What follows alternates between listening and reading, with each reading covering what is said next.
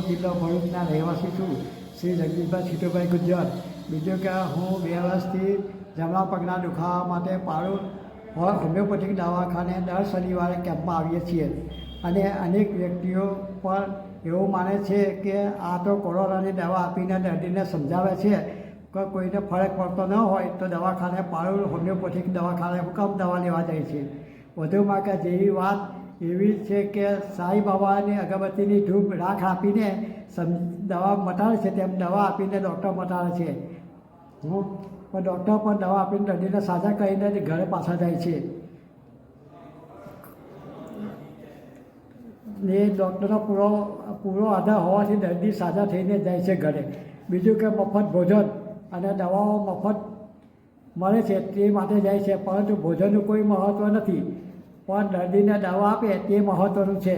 કેમ્પમાં દવા દર્દીને લઈને ઘરે પરત જાય છે ત્યારે ડૉક્ટર તેમજ નર્સ બેન તેમજ અન્ય સ્ટાફ અને સારું વર્તન હોવાથી તમામ દર્દી ખુશ થઈને જાય છે.